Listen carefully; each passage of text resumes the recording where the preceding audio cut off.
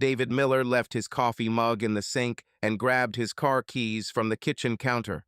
It was 7:30 am, and he was late for work again. His wife, Julia, stood at the stove, absent-mindedly stirring a bowl of cereal that neither of them seemed inclined to eat. Mornings in their suburban home outside Chicago used to begin with conversation or gentle teasing, but lately they were almost silent. "I'll be home by 6, David said, putting on his coat. He tried to sound cheerful, but his voice came out flat. He paused at the kitchen door, waiting for Julia to respond. Usually she would remind him to pack his lunch or ask how his day was going, but today she only nodded vaguely. Her brown hair fell over her face as she continued to stir her porridge.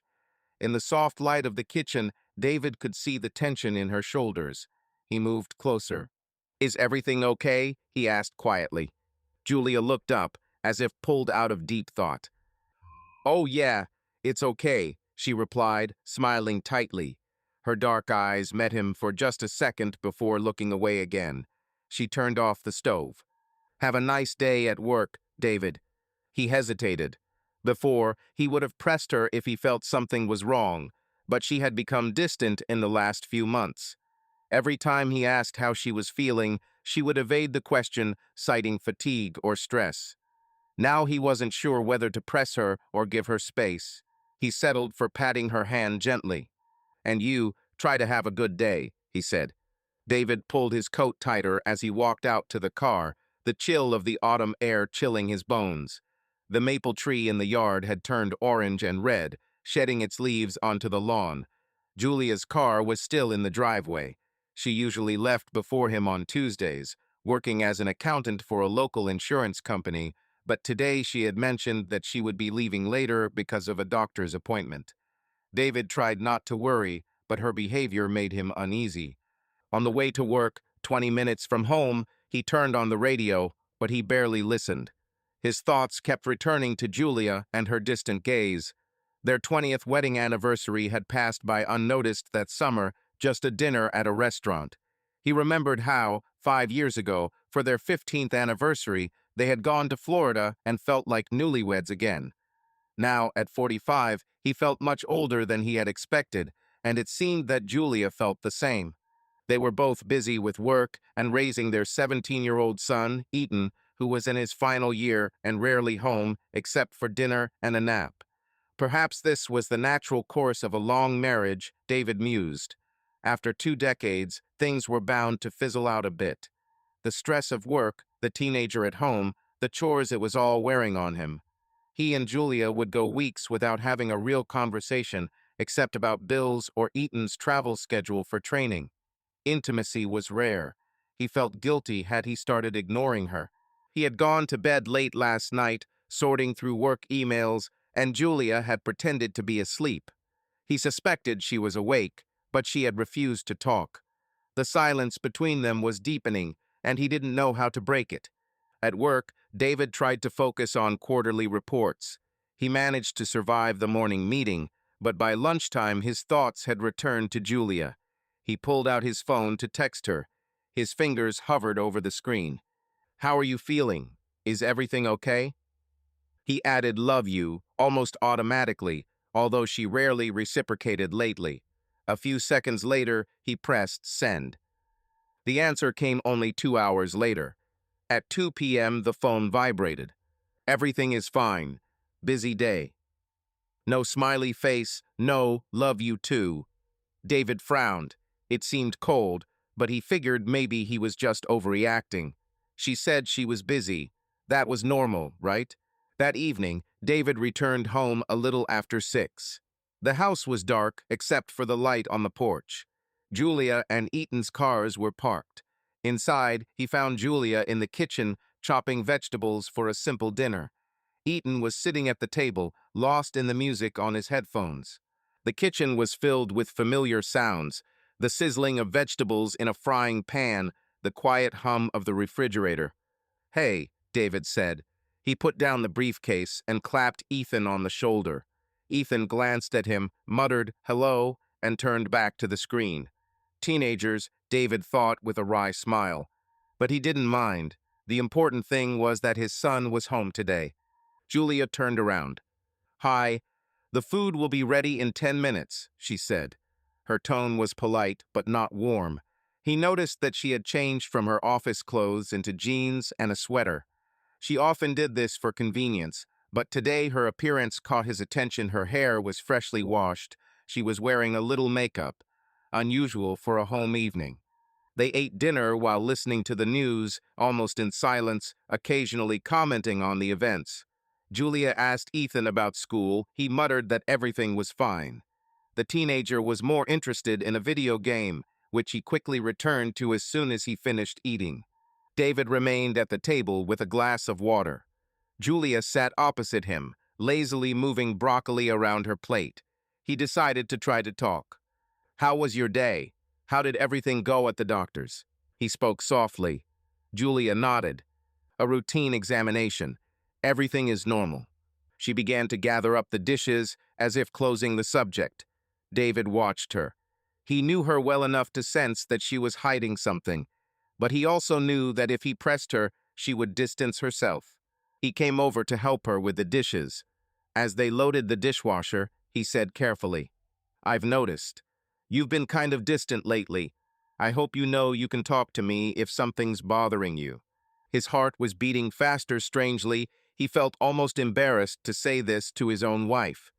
Julia closed the dishwasher door and sat up, sighing heavily. "It's okay, David. Honestly, I'm just tired. At work, well, you know how it is now." She shrugged slightly. "Maybe I could use a vacation," she added with a tight smile. "A vacation sounds tempting," he agreed softly. "Maybe we should plan something. We haven't been away together for a long time. Maybe in the winter, somewhere warm, Florida or Arizona."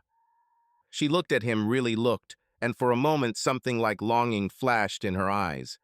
But just as quickly, her gaze fell to the floor. "Maybe," she answered, but her voice sounded uncertain. "I don't know if I'll be able to take a day off so soon." She left the kitchen, ending the conversation. David exhaled slowly. There was a nagging pain in his chest that he couldn't quite name. He loved Julia, but he felt as if she was slipping away into some world he couldn't enter.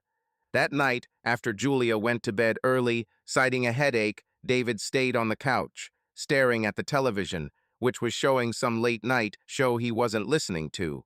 He replayed the day's events over and over in his head, her silences, her forced smiles, her distant gaze. Something was happening, and he could no longer pretend it was just his imagination. David promised himself that tomorrow he would try to reach her again. He would understand what was pushing her away. With this anxious determination, he finally turned off the TV and headed up the stairs. He paused at the door to their bedroom. He could hear her breathing evenly under the door. He wanted to go inside, to hug her, to overcome this distance. Instead, with a heavy heart, he turned and quietly closed the door to the guest room behind him. He didn't understand how their once warm marriage had ended up in such fragile silence. The next morning, David woke up determined to bridge the gap between him and Julia. He hadn't slept well in the spare room, and at first light, he decided to try a different approach. If she was truly stressed or unhappy, maybe he could help by easing her burden a little. Maybe he could do something to cheer her up, or at least talk to her more openly. At breakfast, he had toast and coffee. She had just coffee. David cleared his throat. "How about I cook dinner tonight?" he suggested, trying to sound cheerful. "I can grill up some steaks or whatever you want. We'll eat when Ethan gets back from practice." Julia looked up from her mug, clearly surprised. "Oh, you don't have to. I can handle it myself, David," she replied. "I know you don't have to. I want to," he insisted softly. "You're getting tired. Let me make dinner. You'll rest after work." She smiled, the same soft smile that used to precede a hug or a kiss on the cheek. But now it was fleeting. "That's nice. Okay, if you want. Steak sounds good," Julia said. Their eyes met for a moment, warmer than yesterday, and David felt a tiny spark of hope. They parted at the door with a quick hug. He liked the idea that he had a plan, however small, to make the evening better. However, he was unable to concentrate on work. Around 11 o'clock in the morning, his friend and colleague Aaron looked into his office. "Hey, are you going to the meeting?" he asked, noticing David staring at the screen. "What? Oh, yeah, sorry." David perked up, grabbed his notepad, and headed into the conference room with Aaron. They sat next to each other as the team discussed the forecasts for the next quarter. In the middle of the presentation, Aaron leaned over and whispered, "Are you okay? It's like you're not here this morning. Is everything okay at home?" David hesitated. He and Aaron had been friends for 10 years. They started working together at the company, often went out for beers, discussed sports and business. But he wasn't sure he was ready to share his worries about marriage. Still, it was nice to have someone notice his concerns. "It's okay," he whispered back. "I just didn't sleep well. I'll tell you later." Aaron looked at him with understanding and returned to his presentation. David tried to concentrate too, jotting down notes to appear attentive. By lunchtime, his resolve not to worry was wavering. He decided to call Julia just to hear her voice. She usually ate lunch around noon. He dialed her mobile. 4 rings and an answering machine. David frowned and called her work line. Her secretary answered first, then transferred her. A few seconds later, Julia picked up the phone. Her voice was hurried. "Hello? Hi, it's me," David said softly. "I was just thinking about you and wanted to say hello. How's your day going?" "Oh, hi," Julia replied, still distracted. "Lots of work. Can't talk. Meeting's about to start." In the background, he heard muffled voices, perhaps colleagues. "It's okay. I won't disturb you. I just wanted to say that I love you," he said, trying to convey warmth and confidence that he himself did not feel. There was a short pause. Then Julia quietly replied, "I love you too." It sounded almost automatic, but at least she said it, he thought. They said goodbye, and David tried to ignore the emptiness in his stomach. In the afternoon, he went to the store as promised. He bought 2 juicy ribeye steaks, new potatoes, and fresh asparagus. He rarely cooked, but he figured he could handle the grill. He even bought a bottle of red wine to create a relaxed atmosphere, although Julia usually drank no more than a glass. He arrived home around 5. Julia's car wasn't there yet. Eaton was due back from training at 5:30. David changed and went into the kitchen. He was marinating steaks and wrapping potatoes in foil when he heard the garage door open. Julia was back. "I'm in the kitchen," he shouted in a cheerful tone. Julia came in a minute later with her purse and a shopping bag. She looked surprised to see him cooking. "Hi, you're early," she said, putting things on the table. "Surprise," David smiled. "Rest. I'll get everything sorted out here. How's work? You look tired." Julia shrugged slightly and rubbed her temple. "Long day. Lots of meetings." She opened the refrigerator and put the bag away. "Bought some milk and stuff." He noticed that her face was slightly flushed and that a strand of hair was stuck to her forehead. "Long day, huh?" he repeated sympathetically. "You can take a hot shower before dinner. I still need to get the potatoes ready and heat the grill." "That sounds tempting," Julia replied. She paused, as if she wanted to say something, but only added, "Thanks for taking care of that." Then she went upstairs. Hearing the water turn on in the bathroom, David let out a breath he hadn't even realized he'd been holding. He hoped that an evening like this would bring them closer, at least a little. Maybe if she relaxed, she'd open up. By 6, dinner was ready. Eaton returned and was delighted to see steaks. Everyone sat at the dining table, not in the usual nook in the kitchen, because David even set out candles and opened the wine. "Wow, Dad, what's the occasion?" Eaton joked, tucking into his steak. His cheerful tone lightened the mood a bit. "I just wanted to do something nice for Mom," David replied, smiling at Julia. She smiled weakly in response and took a sip of wine. "Very tasty, David." "Thank you," she said softly, nodding toward the food. For a while, they talked more than they had in weeks. Ethan did most of the talking, telling a funny story about an incident in the school locker room. David laughed, and even Julia laughed, genuinely, with her mouth closed, as if surprised at herself. The sound of her real laughter was like the music David missed. After dinner, Ethan went back to his room, leaving his parents alone with their unfinished dishes. David poured Julia some more wine and himself some too. He felt it was a good time to talk. I was thinking, he began lightly, maybe we could go somewhere this weekend, just the two of us. It's been a while since we've been on a date. Maybe we could watch that new movie or try that restaurant downtown. Julia swirled the wine in her glass. Maybe. We'll see how the week goes, okay? Her answer was evasive, but not definitive. She looked at him more gently than usual. It was a nice evening, David. Thanks for setting this up. He reached across the table and took her hand.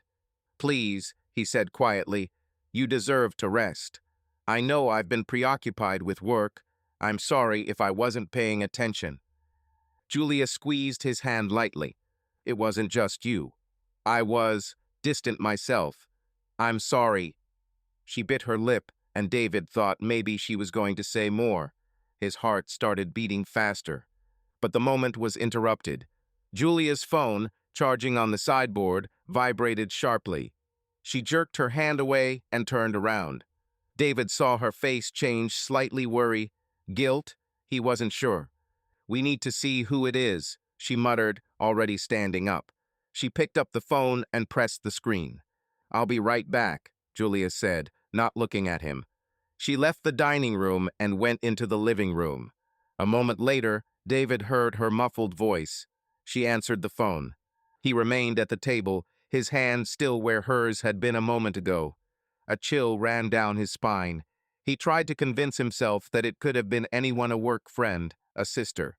But the way she left without explaining made him wary. She didn't even say who had called, and she didn't speak in front of him. She was clearly looking for privacy. David's mind raced. Was it a normal call, or one she didn't want him to hear? He slowly pushed his chair back. Her voice was coming from the living room, words unintelligible. He considered going there on a pretext, but stayed to avoid seeming intrusive. A couple of minutes later, Julia returned, phone in hand. Sorry, she said airily. It's a work friend, a question about a project.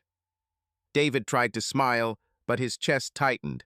He nodded and began collecting the plates. Everything is fine. Is everything okay? Yeah, it's fine. Julia carried the glasses to the sink, avoiding his gaze. That evasive behavior again. As they cleared the dishes, chatting about food, David's mood faded. The call had been bothering him. He knew Julia's coworkers, at least the ones she'd mentioned, and they never called in the evening. He tried to remember if she'd mentioned a friend who might call at this time. No one came to mind. Later, before bed, Julia seemed agitated. She said she had some emails to send and stayed downstairs with her laptop. David went to the bedroom alone. He tried to read, but soon began pacing the room. The rational part of him scolded him for his suspicions, but another part worried that they were not unfounded. He'd heard stories from friends or on TV signs of cheating, secret calls, sudden changes, emotional distance. Until now, he hadn't thought he'd experience it himself. But Julia had become cold. And now a secret call. It could still be nothing. Maybe he should just talk to her directly about how he felt. When he got into bed, Julia was still gone. It was almost 11. He walked out onto the landing and saw the light of a lamp coming from the living room. He made out Julia's silhouette, sitting on the sofa with her laptop. But she wasn't typing. Her eyes were glued to her phone. Was she texting someone? The feeling of anxiety returned. David quietly returned to the bedroom, his head full of doubts. He lay in the dark and waited. Half an hour later, Julia finally got up. She walked into the bedroom, trying not to make any noise. He closed his eyes, pretending to be asleep. She lay down next to him, and he felt the mattress sagging under her weight and felt her warmth. He almost rolled over to talk to her, but something held him back. Instead, he listened to her breathing in the dark until he fell asleep restlessly.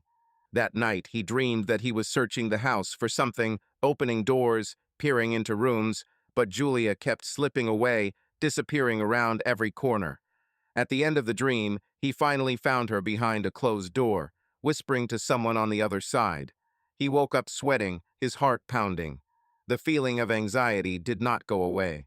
The restless days that followed were filled with subtle changes in Julia's routine that only heightened David's suspicions. She had previously kept a strict schedule, but by midweek, over dinner on Wednesday, she mentioned a business dinner on Friday. With colleagues and a client, she explained, barely looking him in the eye. I'll be back late. You and Ethan will have to get dinner by yourselves. David's stomach sank. Julia had gone to work events before, but they were usually planned in advance, not announced midweek. He kept his expression neutral. Of course, everything is fine. And which client? Do I know him? He asked, trying to sound casual. Oh, I don't think so, Julia said quickly, picking at her salad. It was all spontaneous. To be honest, I don't want to go myself, but the management insisted. I understand, David said, not pressing the point. But inside, his thoughts were churning. Maybe it was all work-related. The business often entertained clients. But given everything else, a voice inside him was telling him that something was wrong. That night, he couldn't sleep. When Julia fell asleep, he slipped out of bed and went downstairs, his thoughts racing. He had to find out if his fears were justified. The uncertainty was driving him crazy. In the dark living room, lit only by the dim streetlight, he considered his options. Hire a private detective. Too drastic and expensive. Talk to Julia right now. If he was wrong, it would hurt her deeply and possibly ruin their marriage forever. No, he needed something concrete. His gaze fell on Julia's purse, hanging over the back of a chair. It was risky and a breach of privacy, but a voice inside him said he had to. With shaking hands, David picked up the bag and carried it into the kitchen, turning on the small light under the cabinets. He carefully sorted through the contents: wallet, keys, a couple of receipts, makeup, and her phone. She'd left it in her bag, which was rare. Usually it lay on the nightstand. The phone was turned off or dead. Perhaps that's why she hadn't taken it upstairs with her. David swallowed hard and pressed the power button. The screen lit up and asked for a PIN. His heart sank. If she had changed it, he wouldn't be able to see it. He tried the old 4-digit code they had both used for years. His heart pounded as the phone unlocked. She hadn't changed it. He gathered his courage and opened the messages. His hands were shaking. Most were innocuous. With him, Ethan, a couple of friends. But then he saw a chat with a name he didn't recognize, Ryan L. There were no messages. The conversation looked clear or empty. But at the top of the screen it said, yesterday. A chill ran down his spine. Why delete messages? Some messaging apps let you delete specific phrases. Julia wasn't very tech-savvy, but anyone can delete a conversation if they want to hide something. He went to the call log. Scrolling through familiar numbers, he came across several calls from Ryan work over the last 2 weeks. Some were short, others lasted 10-15 minutes. The last one was that same evening, around 9:30 p.m. This was probably the call she took after dinner. The ground beneath his feet shook. This didn't look like a normal work call anymore, especially if she was hiding it. A rustling sound from above almost made him drop his phone. He quickly turned it off and shoved it back into his bag, his heart pounding in his chest. A moment later, when no one came down, he realized Julia had simply turned over in her sleep. He quietly returned the bag to the chair and crept back upstairs, his mind now racing. Lying in bed, David stared at the ceiling, feeling the darkness pressing in on him. A storm of emotions raged inside him: fear, anger, and an overwhelming sadness. Ryan, who was he? David tried to remember if Julia had mentioned anyone by that name. Fragmented memories surfaced in his mind. Maybe there was a new employee she had mentioned in passing. But he wasn't sure. One thing was clear: she had been in contact with this man a lot, and she had kept it a secret. Thursday passed in a fog. He could barely hold on at work, making one mistake after another. His boss noticed. "David, are you sure you're okay?" he asked after a meeting where he'd barely said a word. He smiled tightly and lied that he simply hadn't had enough sleep. In reality, he was exhausted beyond belief, emotionally broken, and on edge. Julia left the house on Friday morning wearing a formal gray pencil skirt and the blue blouse he especially liked on her. Her makeup was a little heavier than usual, though barely noticeable. His heart sank as he kissed her cheek goodbye. She still smelled of jasmine soap. It hurt to pretend everything was okay. "Good luck with dinner," he said, standing by the car. "Text me when you get home, okay?" Julia froze. The car door opened. She looked up at him, a shadow of guilt flitting across her face for a moment. "All right," she said quietly. "Thank you. Don't wait if I'm late." David nodded and backed away until she drove away. As her car rounded the corner, he went inside, trying to calm his racing heart. He had arranged to leave work early, citing personal matters. The plan was to drive into town to her office and spy on the dinner. He knew it sounded crazy, but a voice inside insisted. He had to know the truth. He wasn't proud of being a detective, but the trust had been broken to such an extent that he felt justified in his behavior. By 5:30 p.m., David was sitting in his car in front of a 5-story office building in downtown Evanston. He immediately noticed Julia's car in the parking lot. The evening was dark and damp, with a light rain beating against the glass. He slumped in his seat, waiting. At 5:45 p.m., he saw Julia exit the building. She was not alone. Even from a distance and through the rain, David recognized her at once, her confident gait in heels. Next to her walked a man tall, slim, in a light gray suit. Under the street lamp, he looked to be in his early 30s, light hair. He was saying something, and Julia, raising her face, smiled the same smile that David had not seen for a long time. David's hands tightened on the steering wheel. He put his hand on the small of her back and led her to the car. They walked up to a silver sedan, laughing about something. The man opened the door for her. Julia touched his hand, leaned in, and said something. And then he leaned in and kissed her.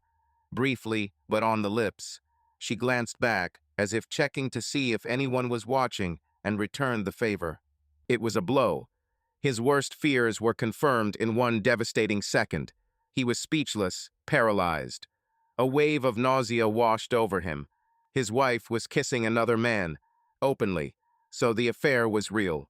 His first impulse was to jump out of the car, go over and make a scene, even hit the guy. Anger like he had never known raged inside him. But then he was paralyzed with pain. Everything inside him seemed to snap. His eyes blurred with tears, his body shook. Meanwhile, Julia got into the car, and the man got behind the wheel. They were driving away. Was this the dinner? Perhaps others were waiting for them there, but what they saw did not inspire confidence. David turned on the ignition and drove after them at a safe distance. They pulled up in downtown Evanston at a trendy bistro he'd often passed but never been inside. He parked off to the side. Julia and the man, most likely Ryan, got out and hurried inside, laughing under the umbrella he held. David sat in the car for a few more minutes, trying to pull himself together. He wanted to break in and smash everything, but he held back. He felt miserable sitting there alone. Finally, he made up his mind and went out. The rain had soaked through his jacket. He went to the restaurant window and cautiously peered inside. The place was cozy, with dim lighting and candles on the tables. It didn't look like a work event at all. More like a romantic date. He found them with his eyes, sitting in a corner, close to each other. Julia was smiling. Ryan kept her hand on the table. She didn't pull it away. The world narrowed to this image. David backed away sharply before they could see him. His heart was pounding. This was it, the undeniable proof of betrayal. He had seen it all. Like a ghost, he reached the car. He sat behind the wheel, shaking, wet. A sobbing groan escaped his chest. He slammed his palm on the steering wheel several times, notable to contain the pain. He had to go home. He didn't want to be there when Julia got back. Not now that he knew the truth. She'd said, "Don't wait up," no doubt planning to come home late after their date. Well, he wouldn't wait up. But he'd confront her anyway. Maybe the next day, when she'd cooled off a bit. Maybe that very night. He hadn't decided yet. But one thing was clear. He couldn't pretend everything was okay any longer. David started the car and drove away from the restaurant, leaving Julia and her lover in the cozy candlelight of the bistro. The rain had gotten heavier, the windshield wipers swiping as he drove through the wet streets. His mind was a mess. That kiss, questions about how long it had been going on, and the dull ache of loss. By the time he got home, it was about 8. Ethan had gone out with his friends to a football game and was planning on returning late. The front door creaked at 11:30. David, who had been sitting in the dark living room for several hours, turned on the table lamp. Julia entered, her keys jingling in her hands. She froze in the hallway, seeing her husband on the sofa. Drops of rain glistened on her coat and hair. It looked like she had come straight from the car, without an umbrella. "David," she said, confused. It seemed she hadn't expected him to be waiting for her. "Why are you sitting in the dark?" He stood up slowly, feeling a rush of adrenaline. "I just decided to wait," he said evenly, although his heart was pounding. "How was dinner?" Julia took off her wet shoes without looking him in the eye. "It's fine," she muttered. "It's tiring. I told you not to wait." "I remember what you said." David didn't move, his eyes never leaving hers. "Who was at dinner? One of yours?" She hung up her coat slowly. "Well, my team, the client, and a couple of others," she answered uncertainly. "Look, it's late. Let's talk tomorrow. I'm really tired." A hot wave of anger flared in David's chest. He had difficulty keeping his voice under control. "Sure, we'll talk tomorrow. Just one question before bed." He stepped into the hallway. "How did you like the bistro?" Julia's head snapped up, her eyes wide and fear flickering in them. What? "Bistro, Julia." David's voice was tinged with anger. "Cozy place, table in the corner. Remind you of anything?" She was silent, but he could see her face turn pale, even in the dim light. Her lips parted, then closed again. It all became clear. She knew the truth had come out. "How long?" David's voice broke. "How long have you lied to me? Who is he?" "Ryan from the office, right?" He almost spat the name. "I was outside your office. I saw you. I followed you and watched you eat dinner together." Julia recoiled as if he had struck her, one hand rising to her lips. "God, David." Her eyes sparkled. I can explain everything." "Explain?" David laughed bitterly, without a trace of joy. "Explain how you lied to me, cheated on me, made me doubt my own sanity." His voice broke, echoing throughout the house. "Please, not so loud," she whispered pleadingly, looking at the stairs. "Why?" he responded sharply, lowering his tone slightly. "Are you afraid that your son will hear that his mother is a cheater?" "David, I'm so sorry," Julia sobbed, tears streaming down her cheeks. She took a step toward him. He flinched as if she had hit him. "You didn't want to. What did you think would happen, Julia?" Her voice was shaking, betrayal and pain oozing into every word. "We swore to be faithful to each other. 20 years of marriage, Julia." He suddenly realized he was almost screaming and forced himself to breathe. Julia was already crying openly. "I know, I broke that vow. I'm sorry." Her shoulders shook. It all got out of hand. I felt so alone and lonely. David's eyes flashed. "So now it's my fault. You felt lonely and decided to seek solace in another's bed." "No, that's not what I meant." She tried to touch his hand, but he pulled away. "It's not your fault. It's mine. I should have talked to you. I should have done anything but that." Silence hung in the air. Julia was shaking, and David's eyes were burning with the tears he was holding back. He had imagined this conversation so many times, the screams, the accusations, the anger, and now he felt only emptiness. Finally, he spoke. His voice was hoarse. "Do you love him?" He was afraid of this question, but he couldn't help but ask it. Julia shook her head. No, I'm not in love with him. It wasn't like that." "How?" Bitterness broke through the words. "A fleeting affair? Just sex? You put 20 years at risk for an affair?" She flinched at his cruel words. I don't know what to call it. I felt good that someone noticed me. Her voice was shaking, tears were choking her. It all started with friendship, and then it went too far. But it didn't mean to me what you and I mean. It was a terrible mistake. David's hands clenched into fists. A mistake? My God, Julia, a mistake is forgetting to pay a bill. And that's a choice. A lot of choices. Every time you wrote to him, called him, met him, you made a choice. You knew what you were doing. She nodded, exhausted. You're right. I knew. And I did it anyway. I have no excuses. It all started months ago. After the summer, I didn't want it to get physical. But it did, and I hated myself for it. When exactly did it all start? David's voice was cold, the rage replaced by icy pain. Tell the truth. When was the first time? At the end of August. We were working on a project, spending a lot of time together. After one team building, we kissed. David closed his eyes, his worst fears confirmed. That had been more than 2 months ago. He felt sick. And you slept with him? His jaw tightened, afraid to hear the answer. She froze, but then nodded, the tears flowing again. Yes, I wanted to stop everything, and after the second time I said that I can't do this anymore. That was a week ago. We agreed to remain just colleagues. But you still met him today, he said sharply. Why, if it was all over? He asked to meet one last time to discuss everything, so that there would be no awkwardness at work. My boss was supposed to be at dinner, but she canceled. It was just the two of us. Julia looked at him with despair. I know how it sounds, but I was going to tell you everything, David. I just didn't know how to start. He made a bitter sound, a mixture of laughter and sobbing.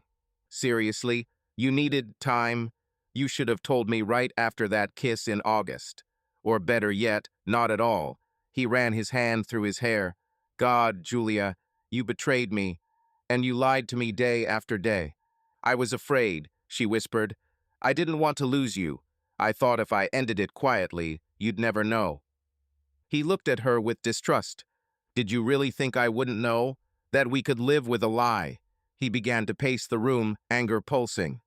Do you have any idea what I've been through these past weeks? I felt like something was wrong, but I didn't know what it was. You made me doubt myself. Every day. Julia cried even harder. I'm so sorry. I did everything terribly. Hell yeah, of course. David's voice shook. I deserved better.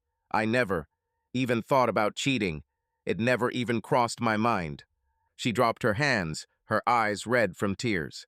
I know. You have every right to hate me. I hate myself. But she took a shaky breath. I love you, David. Only you. What I did was the worst mistake of my life. I'm willing to do anything to fix it, if you give me a chance. He looked at her, the woman he had loved for so many years, now scarred with pain and remorse. He believed she was sorry. It was evident on her face. But the weight of the betrayal was almost unbearable. I can't just forgive you, Julia, his voice broke. I can't even look at you. He shook his head, as if trying to shake away the painful images. Julia took a step closer, but he raised his hand, stopping her. I understand, she whispered. Maybe I should spend the night in the guest room. I'll give you space. David exhaled heavily, not realizing he had been holding his breath. I think it will be better this way. I can't. I need to think it over. He felt strangely relieved that she didn't argue. He didn't want her around that night. Maybe you should just move out for a few days, he added, unexpectedly firmly. To your sisters or to a hotel. It's just, I can't handle it right now. Julia's face twisted in pain at the thought of leaving the house, but she nodded slowly. If you want me to, I'll leave. If it helps you, I'll pack my things. But please, let's talk tomorrow. David ran his hand over his face, tired and broken. I don't know, Julia. Right now, I don't know anything at all. He turned away. Go to the guest room. We'll figure it out tomorrow. She paused, as if hoping he would say something else. But when nothing came, she went up the stairs. David waited until he heard the door to the spare bedroom close. Only then did he sink back onto the couch and cover his face with his hands. Everything he knew had collapsed in one evening. Part of him wanted to run after her, to cry with her, to mourn what was lost. Another part wanted to scream, to smash everything, to let the pain out. He did neither. He just sat alone in the dark living room, feeling the emptiness descend on him. The sun's rays were filtering through the blinds in the living room. David realized that he had dozed off on the couch, still dressed from the night before. His eyes were stinging from tears and lack of sleep. For a few seconds, he stared at the ceiling, hoping that everything that had happened was a nightmare.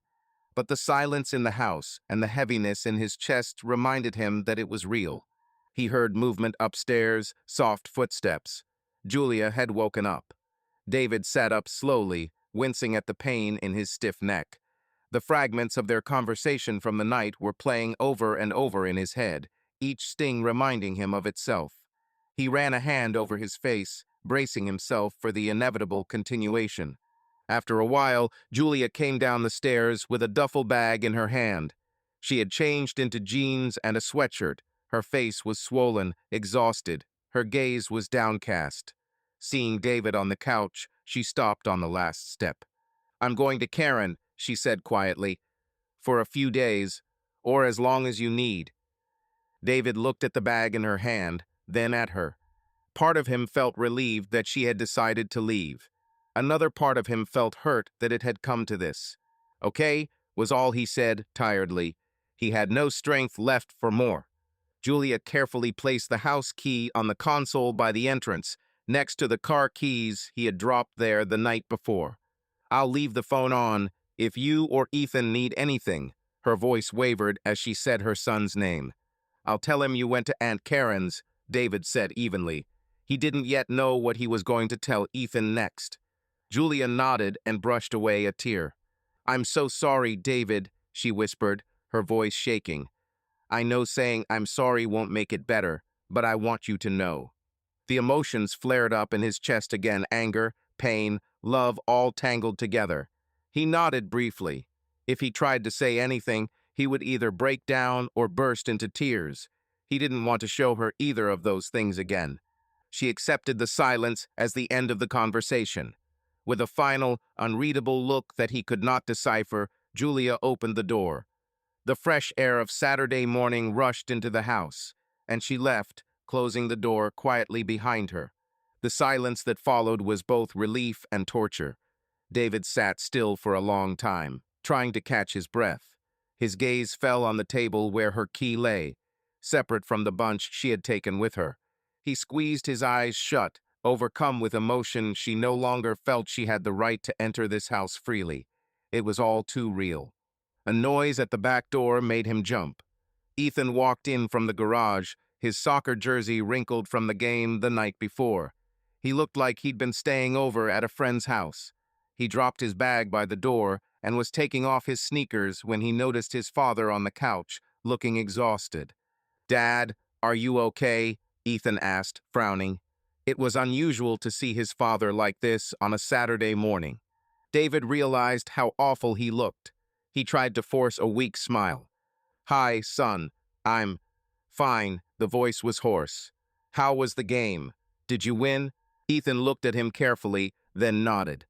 "Yes, we won. A good match." He came closer. "Dad, where's Mom?" "There's no car." David's mouth was dry. He hadn't thought through what he was going to say. He motioned for Ethan to sit down. Ethan settled into the chair, not taking his eyes off his father. "Mom went to Aunt Karen's for a couple of days," David said slowly. Ethan's eyes widened. "Why? Did something happen? Did you have a fight?" It was clear from his tone that he already guessed. David sighed, rubbing his temples. He had promised himself to be honest with his son, but he didn't want to get into the dirty details. "We really did have a fight. A big one. It's complicated." The voice trembled treacherously at the end. Ethan looked down at his hands, processing what he had heard. "Are you going to get divorced?" he asked directly, without looking into her eyes. The question hit me in the heart. "I don't know," David answered honestly. "We haven't decided anything yet.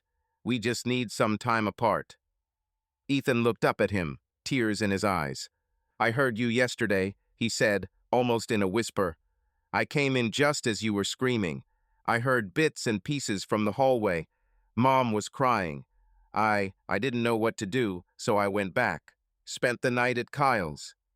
A wave of guilt washed over David. His son had witnessed their worst moment. He stood up from the couch and knelt down in front of Ethan, placing his hand on his knee. "I'm sorry you had to hear that. We tried to be quiet, but I was too angry." "Mom," Ethan began, but then trailed off, struggling to find the words. "Did she do something? I heard you say she lied and cheated. Did she cheat on you?" The pain in his son's voice was unbearable. David took a deep breath. He didn't want to confirm it, but he couldn't lie. "Yes," he answered softly.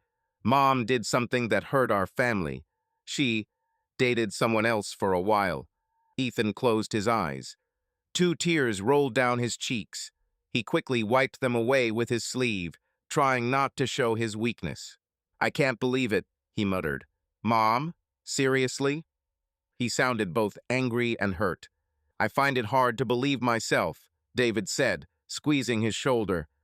"But she knows she did the wrong thing. She's genuinely sorry." Ethan sobbed, his jaw tensing. "Sorrying doesn't make it right," he muttered.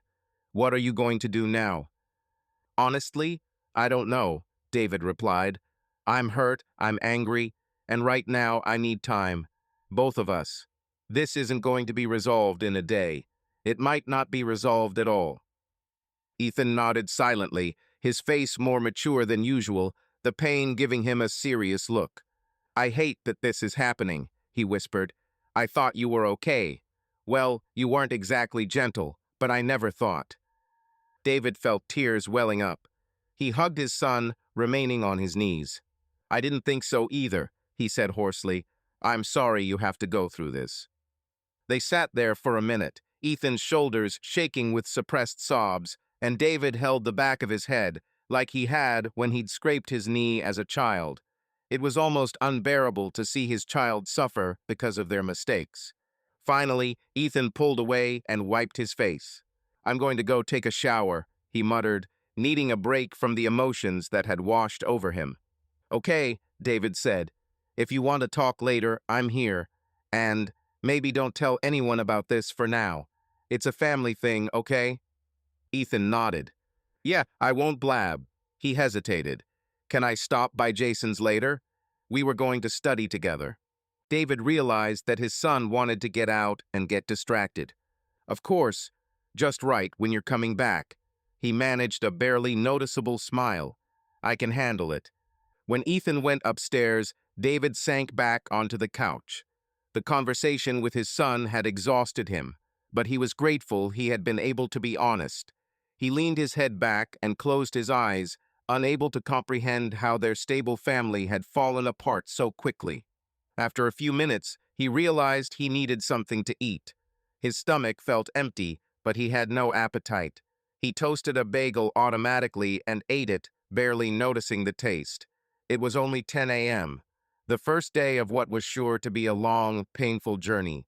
As he washed the plate, his phone vibrated on the counter. It was Aaron, the friend and colleague he had ignored a few days ago. "Hey, how are you? Are we still going to the game tomorrow?" They were supposed to go to a basketball game on Sunday afternoon. David completely forgot. He stared at the screen, unsure of what to say. He didn't want to go out in public or pretend to be having fun.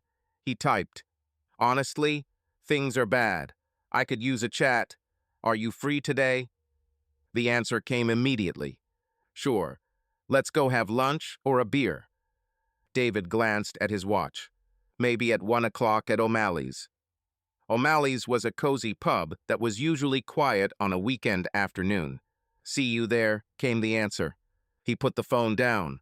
Part of him felt guilty, sharing such personal pain with his friend, but he was choking on himself. Maybe talking would help. Aaron had known them both for years, from work, from family gatherings. Upstairs, the shower turned off. Life seemed to go on, even if his own world had collapsed. David took a deep breath and went to change his clothes. He was about to reveal the truth to a stranger for the first time in all this time. The wooden door of O'Malley's pub creaked as David stepped inside. It was early Sunday afternoon, and the place was mostly empty, save for a couple of regulars watching sports reruns on the silent TV above the bar. The smell of fried butter and old wood was familiar and somehow comforting. Aaron was already sitting in a corner booth with a beer. He saw David and waved. Aaron was, like David, in his late 30s, slightly balding, with a kind face. "Hello," he greeted softly, looking appraisingly at his exhausted friend. "I'm glad you wrote." David slid onto the bench opposite.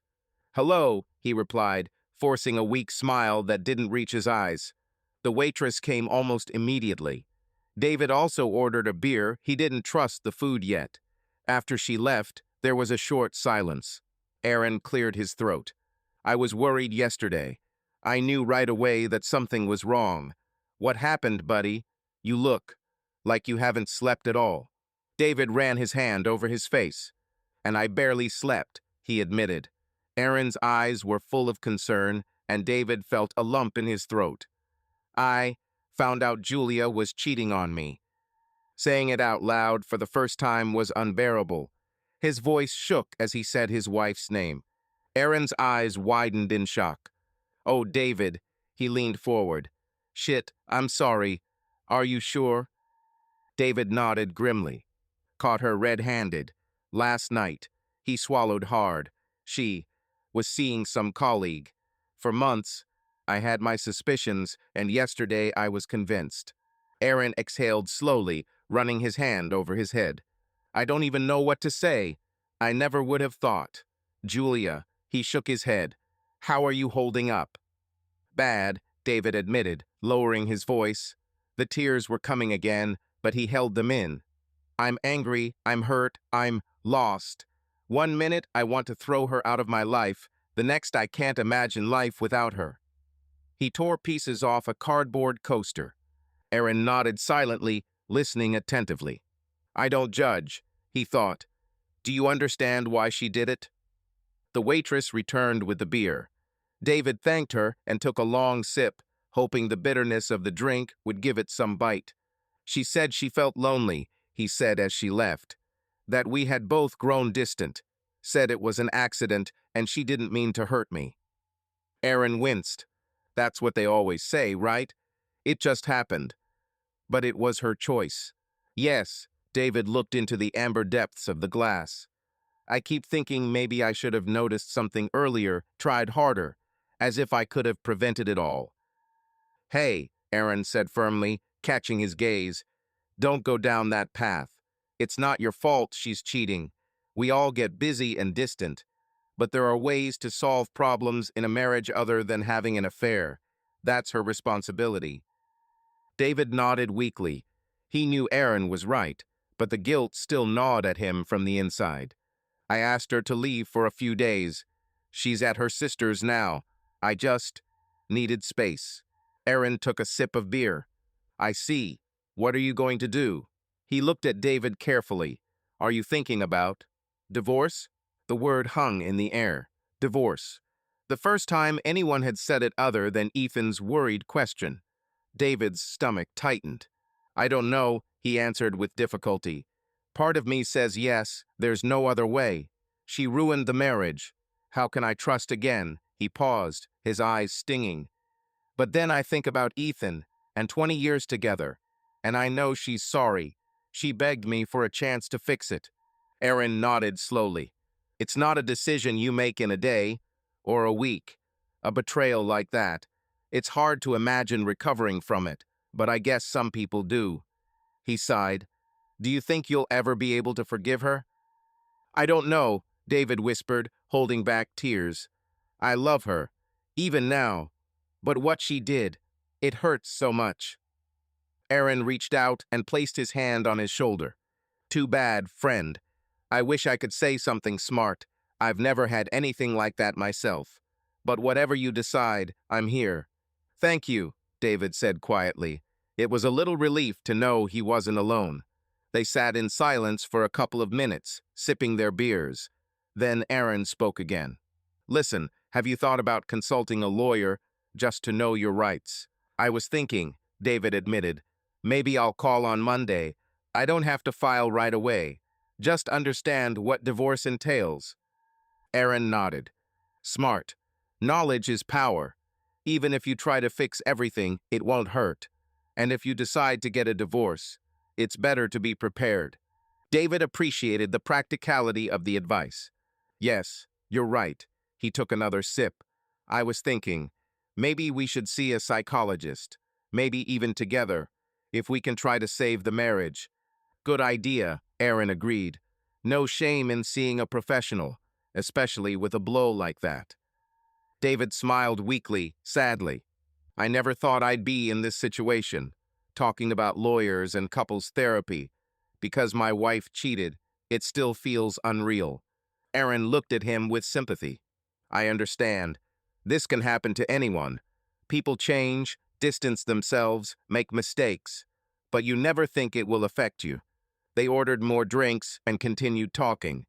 David told them more details how he'd found out, the lies, the pain of Julia with another man, the worry about Ethan. Aaron listened silently, nodding or offering an encouraging word. An hour later, David felt drained, but a little lighter, as if sharing the burden made it a little less unbearable. As they were about to leave, Aaron asked softly, "How can I help further? If you need a place to stay, someone to watch the match with, just tell me." David shook his head. "I can handle it. Thanks. Maybe just write sometimes. I think I'll take a couple of days off. I need to think it over." "Sure. Take as much as you need. If necessary, I'll cover for you with the boss," Aaron suggested. They paid and stood up. Aaron suddenly hugged him. "Hang in there, okay? You have people who care about you." "Thank you, Aaron," David replied, his voice shaking. "I'll try." Stepping outside, he took a deep breath of the cool air. Everything inside him was vulnerable and naked, but talking to his friend gave him a grain of strength. Sunday morning was gray and cold. David woke up after a restless night on the couch, avoiding the empty marital bed he once shared with Julia. Ethan had gone to a friend's house the night before and stayed overnight, so the house was quiet when David opened his eyes. He sat up, feeling aches all over, and decided to try to eat breakfast. Cereal and milk were a classic. Sitting at the kitchen table with an untouched bowl in front of him, he realized he hadn't checked his phone or emails since yesterday. He carried his coffee over to the small desk in the living room where the family computer sat. He opened the laptop, and the screen glowed softly with a bluish light. The inbox contained a little spam and a couple of work emails. And then he saw it, an email from Julia sent late at night. The subject was blank, just her name as the sender. David's heart began to beat faster. He hesitated, then clicked on the email. From Julia Miller to David Miller. Posted Saturday, 23:57. David, I don't know if you'll read this, but I need to write. I'm lying in Karen's guest room, replaying the events over and over, and I'm ashamed and hurt. I know I've said these words to you before, but I want to make them clear. I betrayed you. I betrayed our marriage and our family, and I take full responsibility. There is no excuse for what I did. It was selfish and wrong. You didn't deserve it. I want to try to explain, not to justify myself, but just so you understand what was going on in my head. For a long time, I felt like we were growing apart. We barely had real conversations, and I often felt invisible. I should have told you how I felt, but I was afraid, or maybe I just didn't know how to start the conversation. Instead of working through it with you, I made the worst mistake of my life. When I first met Ryan, I was vulnerable and stupid. He was paying attention to me, making me feel interesting and attractive, at a time when I didn't believe in myself. I wasn't looking for an affair, but I didn't stop it when I should have. I let it happen. At first, it was just dinners and conversations. I convinced myself he was just a friend, but I knew I was overstepping my bounds by keeping it from you. One bad idea led to another, and somewhere along the way, I did something I swore I'd never do. I despise myself for it, David. The guilt was eating me alive before you even knew. I know what it looked like, and no words can change the pain I caused, But I want you to know that I didn't mean to continue this. If you hadn't been there, I don't know if I would have had the courage to tell you. I wanted to spare you the pain, but now I realize that it was just cowardice. You deserved the truth, and I was too afraid to give it. I'm so sorry. I wake up, and for a second I think it's all a bad dream, and then I remember the look on your face, and I feel terrible. I love you. I've loved you for 20 years, and that love never went away, even when I did terrible things. I know that sounds contradictory, but it's true. Part of me was living a lie and hating every second of it, and part of me was pretending everything was okay at home because I didn't want to lose what we had. I'm not asking you to forgive me now. I know it's impossible, and I might not even deserve it. But I'm asking you to give me a chance to redeem myself, to prove to you that I can be the woman you thought I was. I'll do anything to earn your trust back, anything to save our family. If you want me to quit, I'll quit. If you want us to see a counselor, I'll go to any session, anytime. If you want me to get on my knees every day and beg for forgiveness, I will. I just can't imagine my life without you and Ethan. You are the best man I have ever known. You were a loving husband and father. I destroyed the security of our home, and I have to live with that. But if there is any way to earn your trust back, even if it takes years, I want to try. Because you are worth it. Our marriage is worth it. At least it was for me, and I ruined it. I am so sorry. I understand that you need time and space. I will accept whatever you decide. If you want me to stay away, I will leave. If you want to talk, I will come. Just say the word. I will wait as long as it takes until you are ready to hear me. I hope that one day we can move past the pain I have caused. I love you, David, with all my heart. That has never changed, and it never will. With love, Julia. David sat back. Every word was both an apology and a knife to the heart. He could feel Julia's remorse was genuine. He could almost feel it seeping between the lines. Her admission that she felt invisible had cut him particularly hard. He had guessed that she was unhappy, but he had been too busy to really process it. It didn't excuse what she had done, nothing did, but he was beginning to understand how she had gotten to this point. He read it again. I will do anything to regain your trust.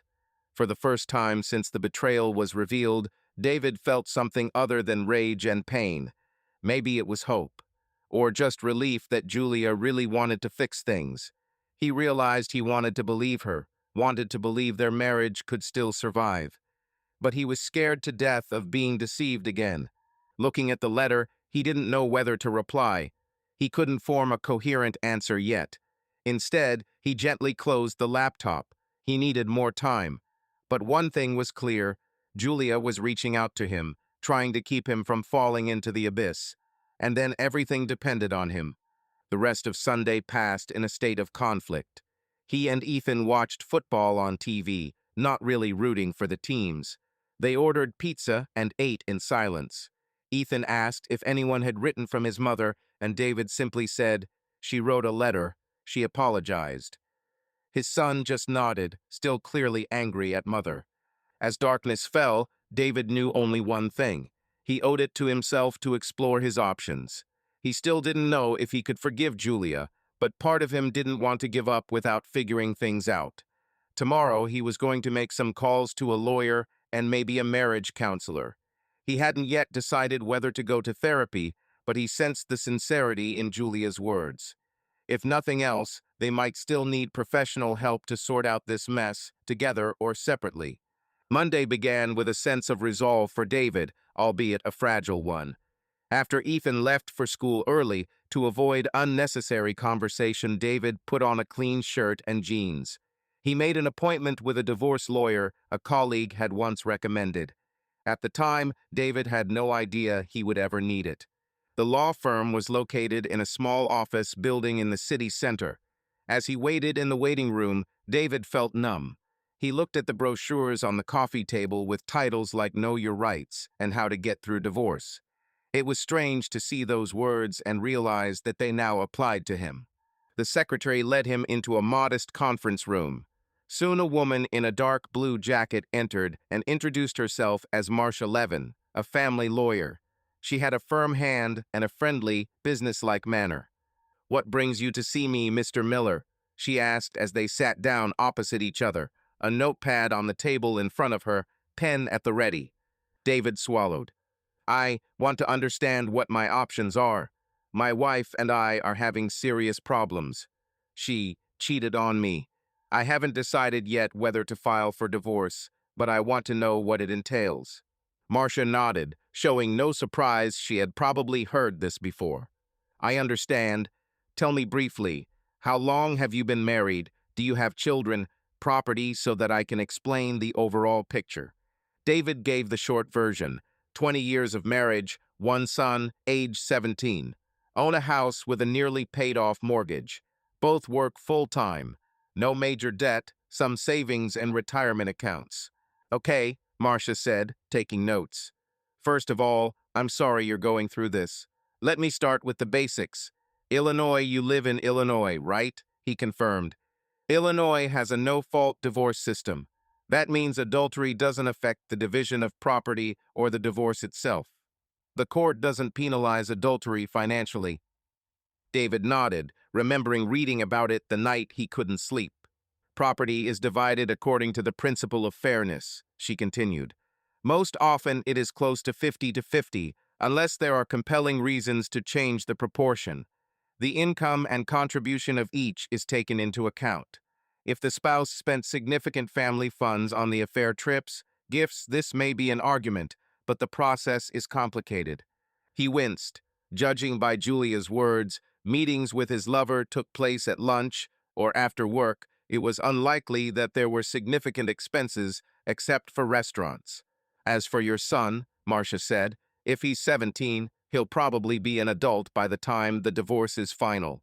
But while he's a minor, the issue will be about dividing up parental responsibilities. The court will look at the child's best interests. Generally, the fact of infidelity doesn't affect custody in itself unless it directly affects the child or is evidence of poor parenting." She paused.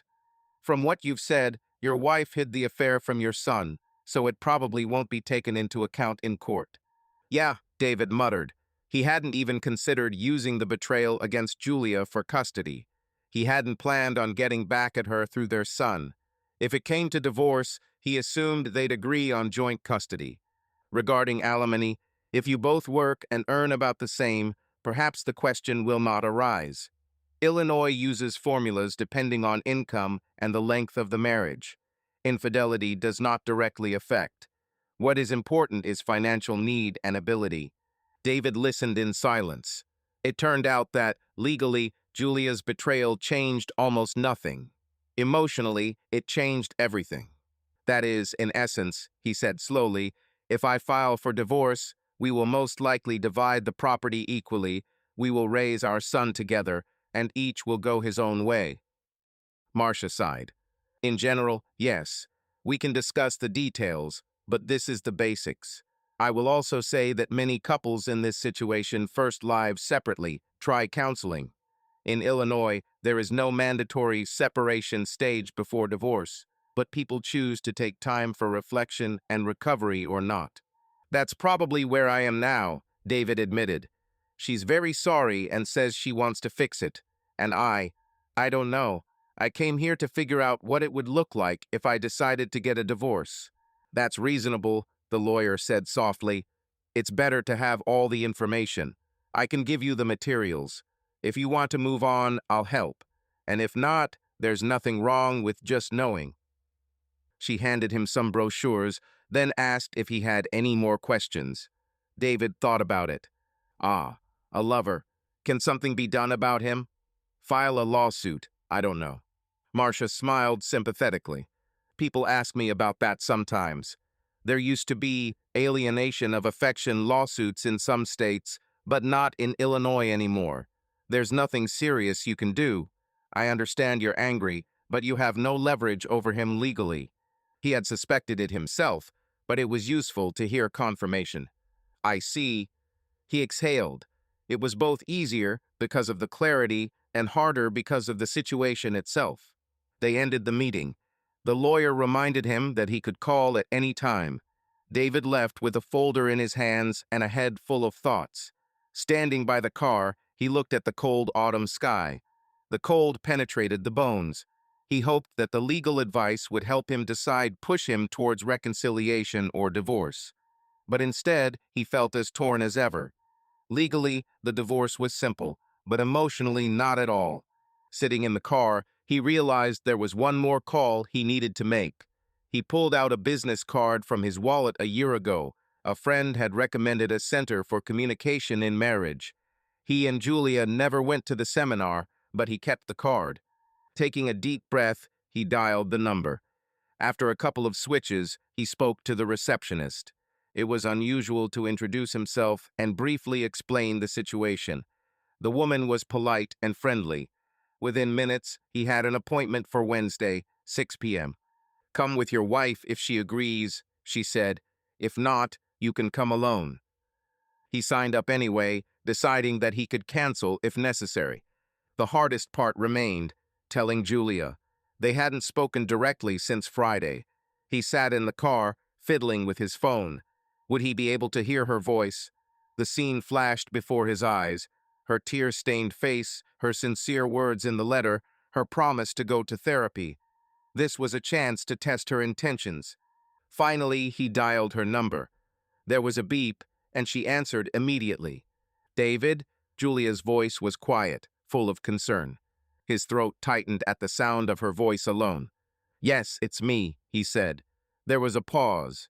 He cleared his throat. "I wanted to let you know. I made an appointment with a family therapist. Wednesday, 6 o'clock. "Okay," she said softly. There was relief in her voice. "I'll come. Thank you for giving this a chance." David swallowed. "Don't thank me. I'm not promising anything, just that I'll listen. We should at least try to understand if there's anything to save." "I understand," Julia said. "And David, thank you for talking to me.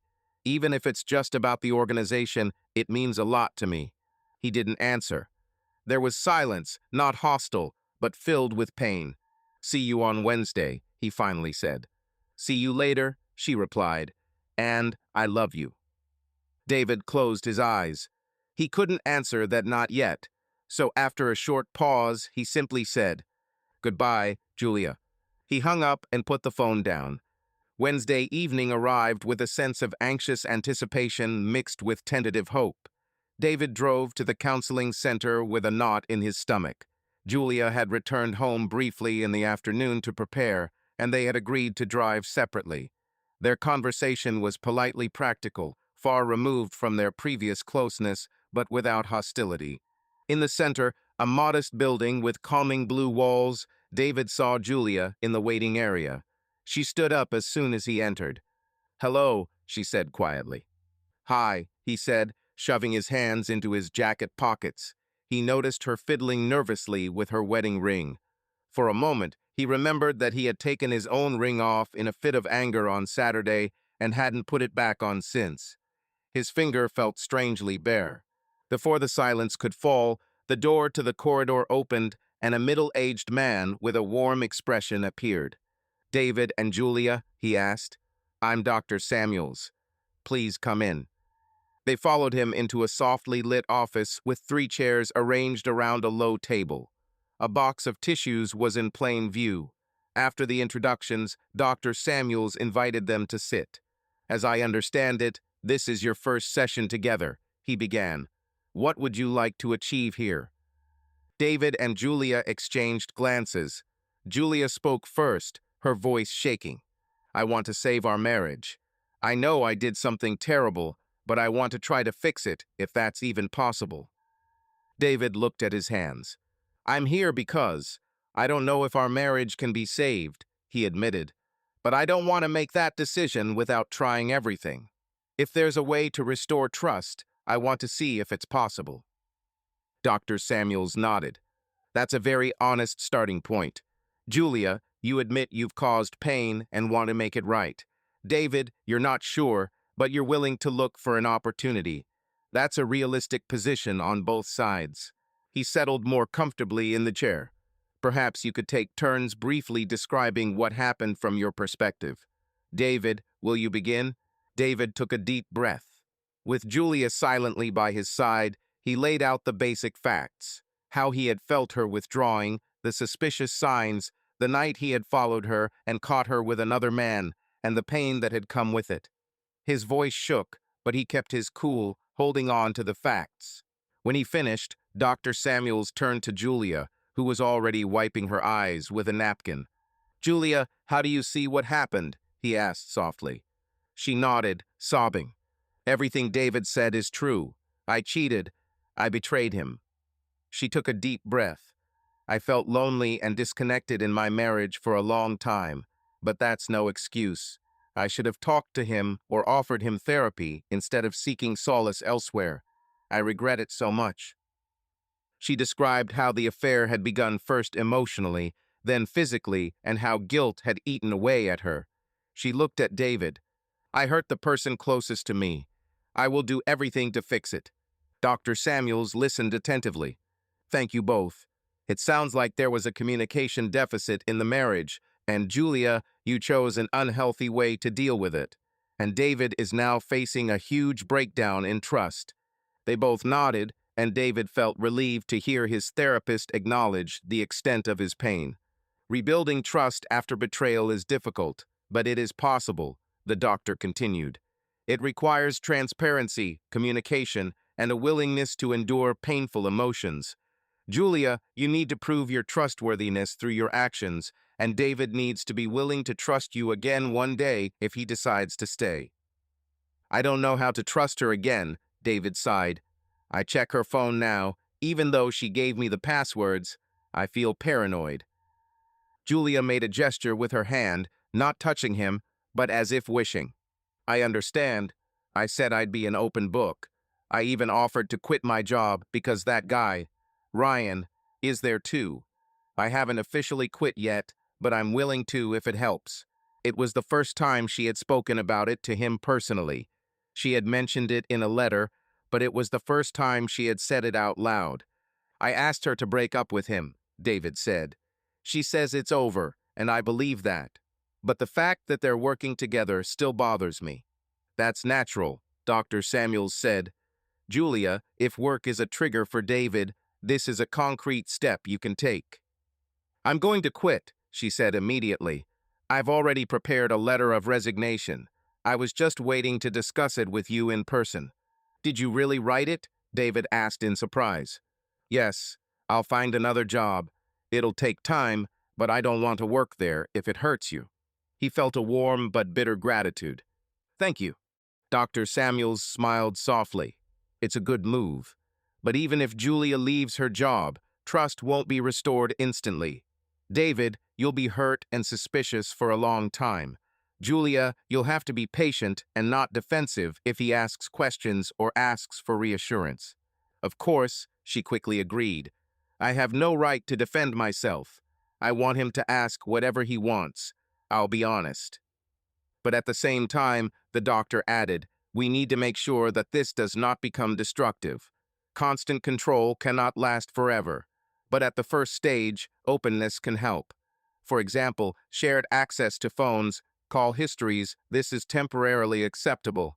David had done something similar before, looking through her phone when anxiety would set in. It was a bit of comfort to hear it from a professional. Then they moved on to communication strategies, how Julia could tell the truth without hiding, and how David could express his feelings without turning the conversation into endless interrogations that only deepened the trauma. It was a delicate balance talking about pain without using it as a weapon. "David, do you have any questions for Julia right now that you need to ask?" the doctor asked. Often, committed partners have specific things they want to know.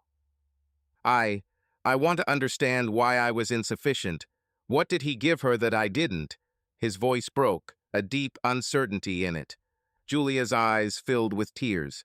"It's not that you weren't enough. I know that's hard to believe. It was my weakness, my insecurity.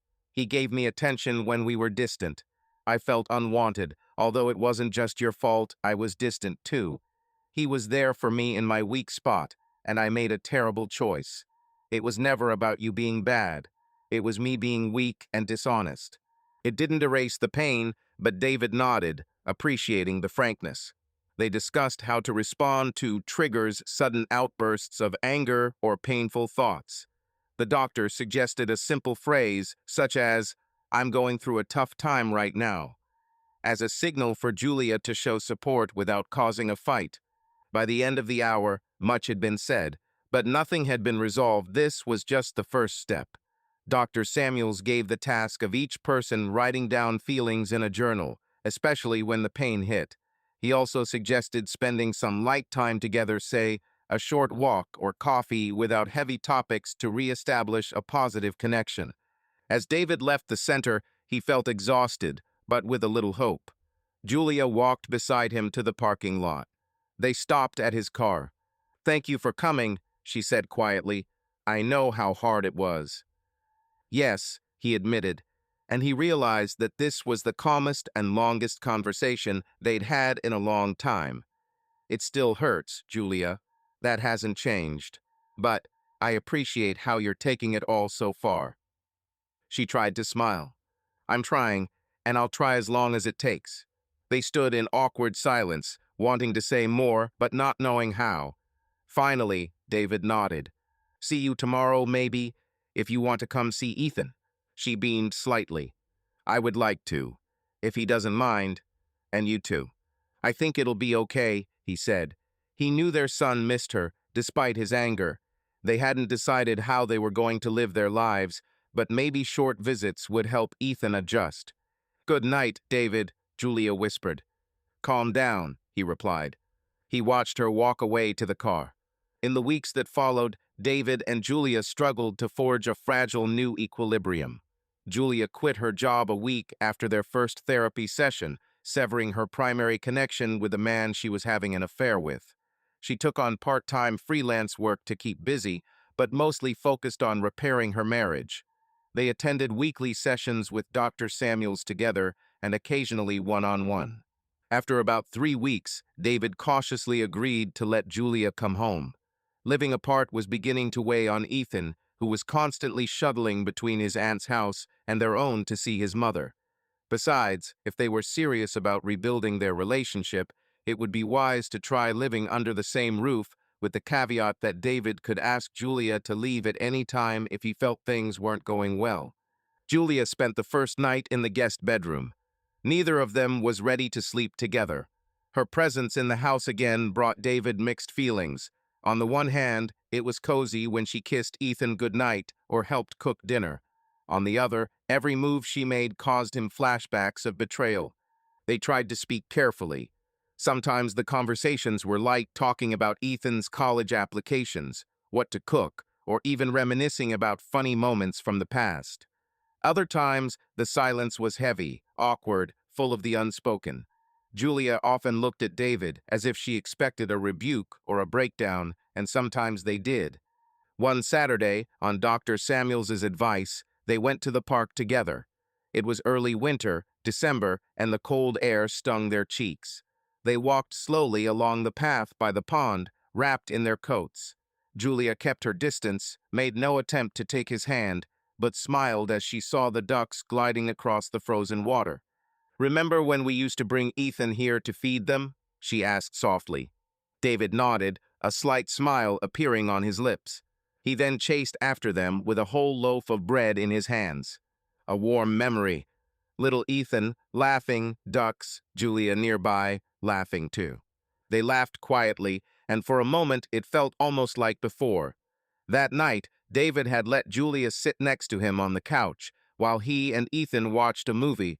Just sitting there, no touching, but it felt like a step up. But the road remained rocky. David still had bouts of anxiety over the smallest of things. One evening, he noticed Julia placing her phone face down, an old habit from her cheating days.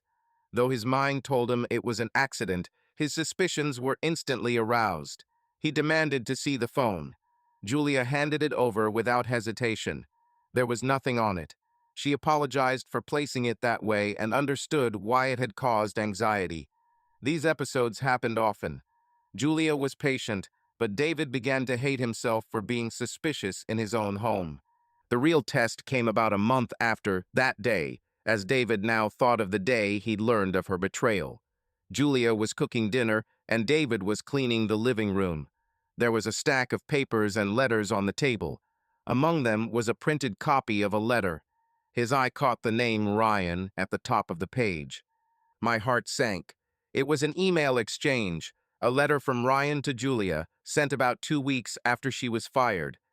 Julia, he wrote, I'm sorry about how this ended. I respect your decision and will not be contacting you again. Best wishes. Below that was her reply. Ryan, thanks for the message. This is all my fault, and I have to earn my family's trust back. Take care.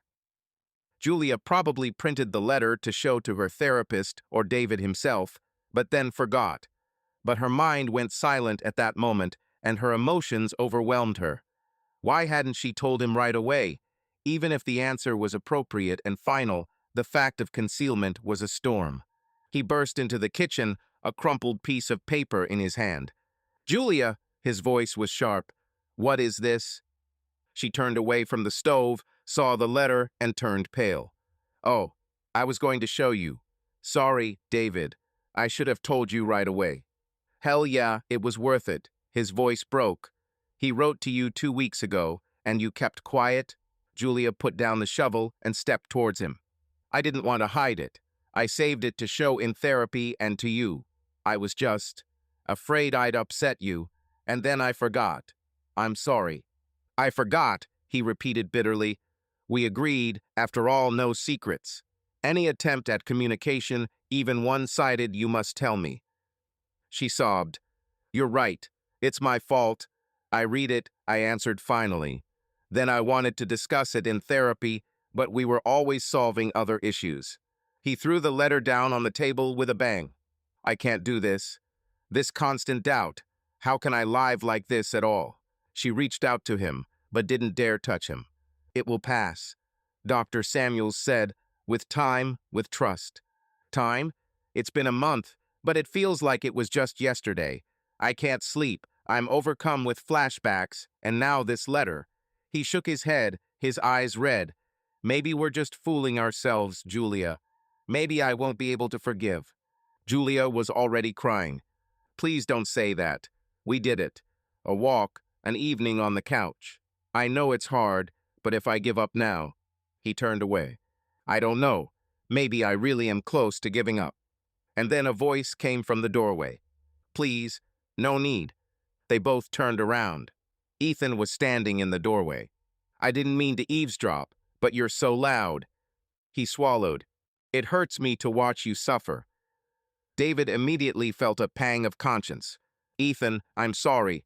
We didn't mean to involve you. The boy came closer. I see how hard you're trying. Dad, you're hurt. Mom, you're sorry. I just hope you can do this. But if not, I'll understand. Ethan's voice wavered. I miss how it was before. Even if you weren't super happy, we were together. And now everything is broken. Julia came over and hugged her son. He let her. I'm sorry, darling, she whispered. It's my fault, but I really want to make it right. David came over and hugged them too. The three of them stood there, a family in crisis, but still together. After that, Ethan left, wiping his eyes. David and Julia remained in the kitchen. There was no anger left in him, only weariness. I don't know, Julia. I still don't know if I can. It's unfair to continue and torment you both.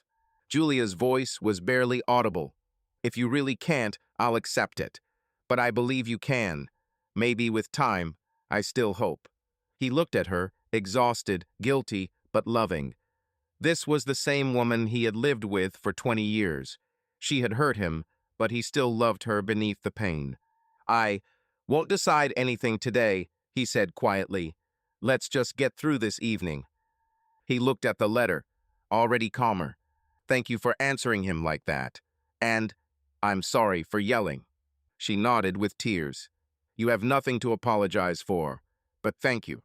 They did not speak of what had happened again. Dinner was silent but careful. Later, when Julia had fallen asleep in the guest room, David lay awake, staring at the ceiling. How much longer could he remain like this, between hope and pain? He did not know. The days following the incident with the letter were filled with tense silence. David barely spoke, communicating only when necessary. Julia respected his space, terrified that at any moment he would tell her it was over. Even Ethan was moody, polite, but worried.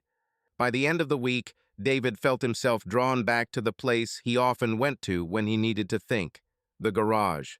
It was Saturday, and he told Julia he was going to tidy up his things. In reality, he just needed some time alone to sort out his feelings.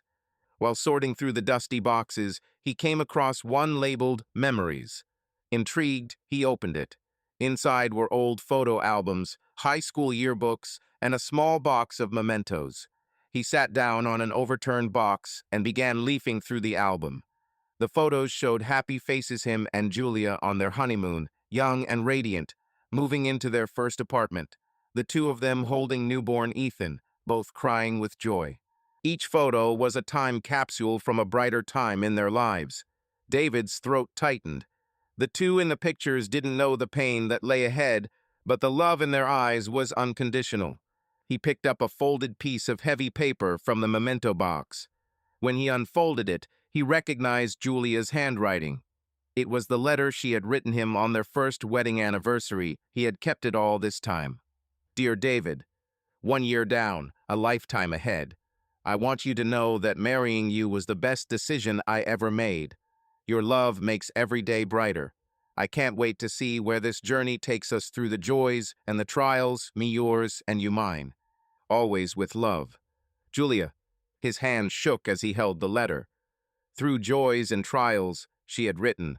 They clearly had no idea what trials might be. But the promise in those words, the devotion still lingered somewhere deep beneath the pain. A tear rolled down his cheek and landed on the paper. He realized that despite everything, a large part of him still desperately wanted to believe those words. He wanted to live the life they had dreamed of as newlyweds with her.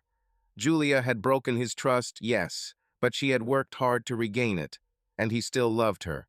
As much as it hurt, he loved her deeply.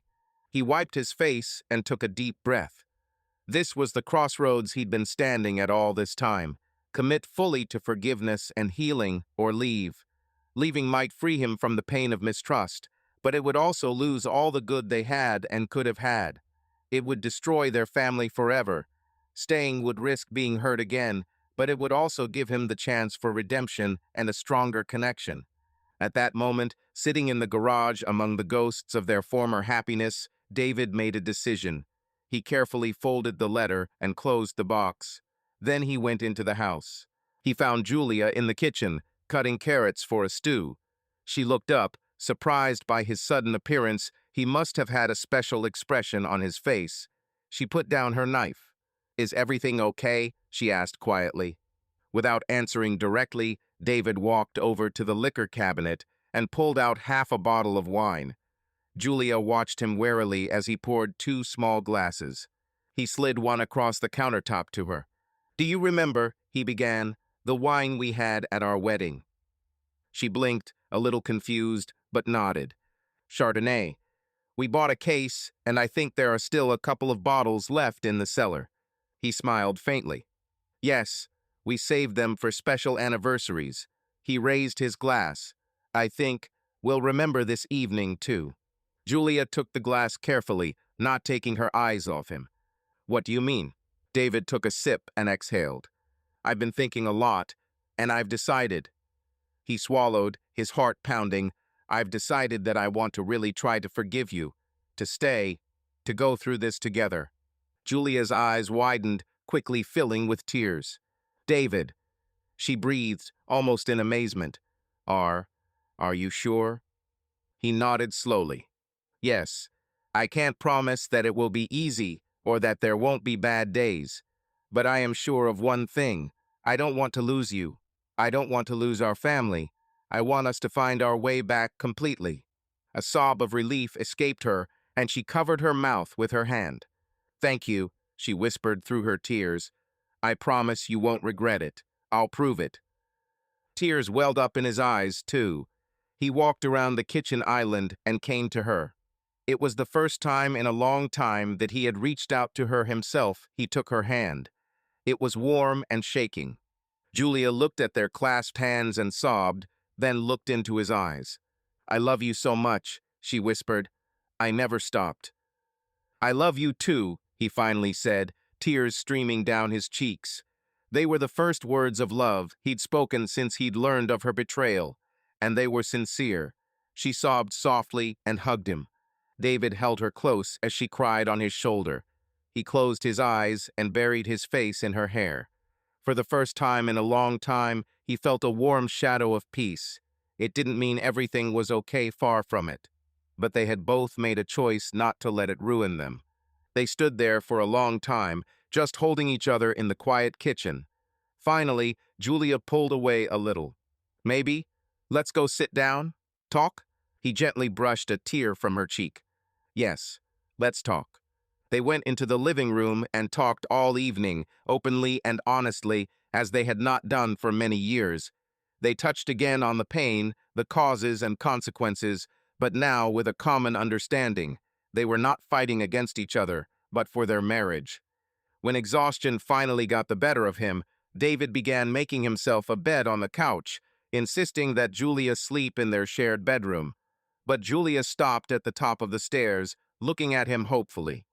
"Would you come into the bedroom just to sleep?" Her voice was timid.